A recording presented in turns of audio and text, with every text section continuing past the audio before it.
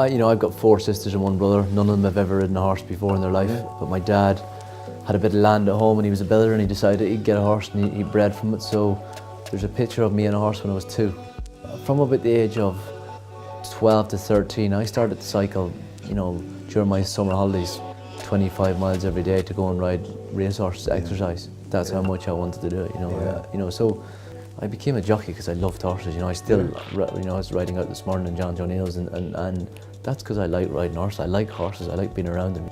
I just think they're a great animal, they're a great way to spend your life, Being out in the open riding racehorses.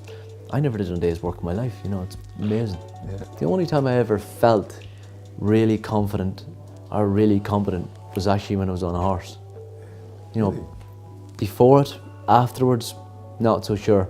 But during it, went out on a horse and I genuinely thought I had myself convinced that I was, more capable than anyone else.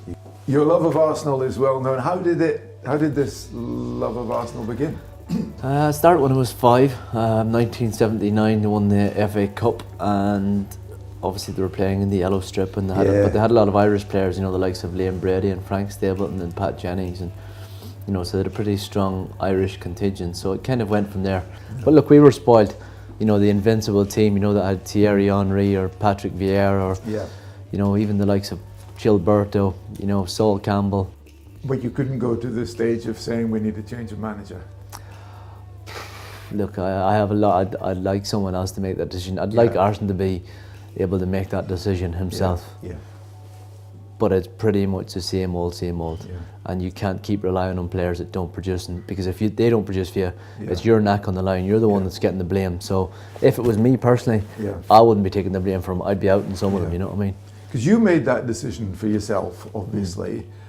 You had doubts about it, your retirement, which was now 2.5 years ago.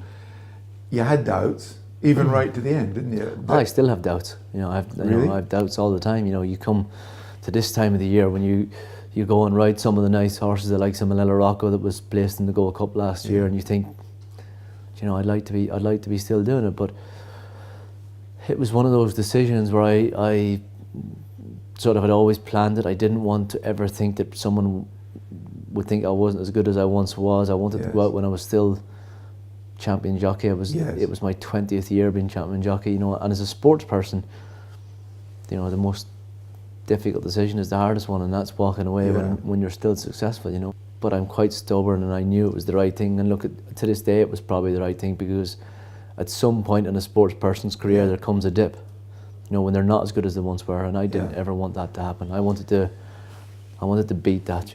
I was very lucky that I broke a lot of records. If someone wins 20 jockey championships when I'm still alive, I'll be gutted. I'll be gutted. I really hope I'm dead. And I've been thinking about it. Richard Johnson will hopefully be champion jockey for the 3rd time this year. He'll be sort of 41 at the end of that season. He's not going to win 20 more, that's for sure. So it's going to, so I've got, so I'll be 44. So I'll have 20 years and I'll be 64 if someone wins 20 in a row. Hopefully that won't happen in the next 20 years. So these 2.5 years have not changed your character one little bit? Well, I wouldn't say they haven't changed my character, but I do think about things like that a little bit. My last year riding, I rode my fastest 50th winner, my fastest 100th winner in a season, and I knew I was retiring that year. No one else did, but I knew.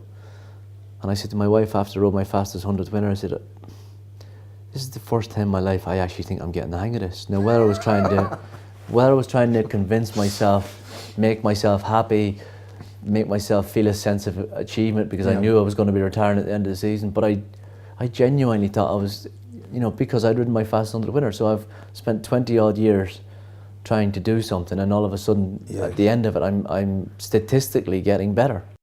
In some ways I missed the danger, I missed that risk, I missed that. That's what keeps you alive, I think that film that they made about James Hunt called Rush, when he said that, and James Hunt said the closer you are to death the more alive you feel. I totally get it. Totally get it.